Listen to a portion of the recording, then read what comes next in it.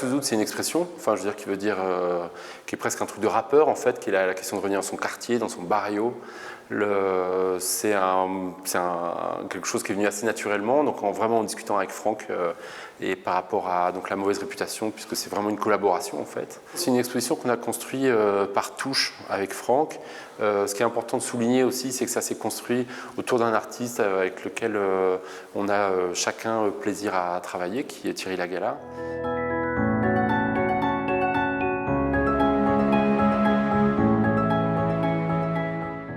C'est une œuvre méditerranéenne, c'est-à-dire quoi? C'est avec, comme Camus pouvait le dire, l'esprit du midi. C'est quoi? C'est-à-dire cette idée du multiple, du sans fin, du carnavalesque, c'est-à-dire la chose qui se renverse et qui réapparaît. Et là, on le comprend très bien, puisqu'ici, c'est la vue que je pouvais avoir, et là justement vous allez voir comment on est dans le carnavalesque et le dionysiaque, c'est-à-dire c'est la vue que j'avais lorsque j'avais 4-5 ans et quand j'allais au carnaval de la Bocca.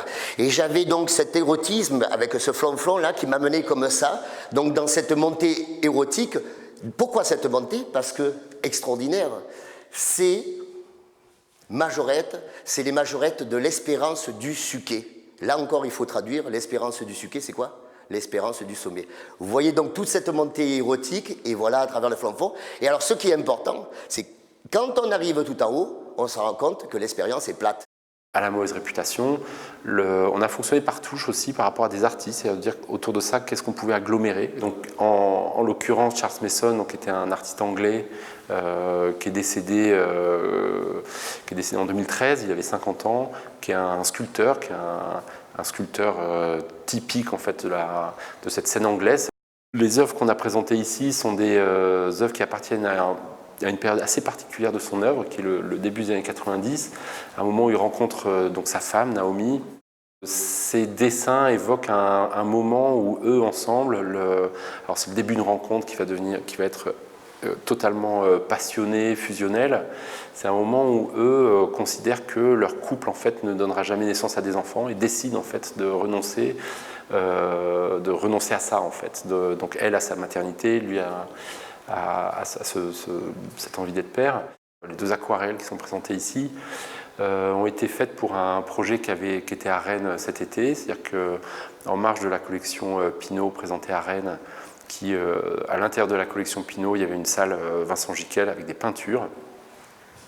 Il y a un centre d'art qui s'appelle La Criée qui donc souhaitait présenter ce travail, et Vincent a décidé de prendre le contrepoint complet en fait des peintures qu'on voit dans l'exposition Pinault.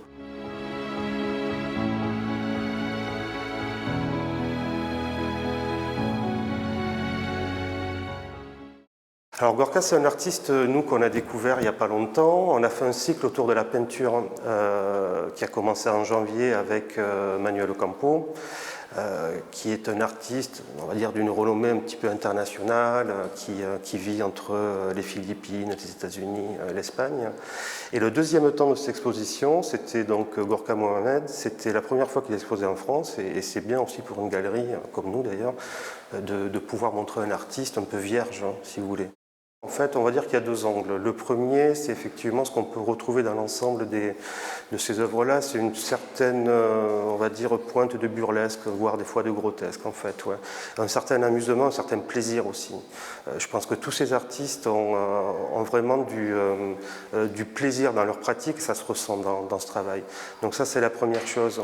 Et au-delà de cette idée un petit peu de burlesque, il y a aussi petite pointe, on va dire, de fantaisie, d'érotisme, comme ça, qu'on retrouve dans des œuvres de Charles Mason, qu'on peut retrouver effectivement dans les dessins de Vincent Gicquel, dans certaines peintures de Thierry aussi.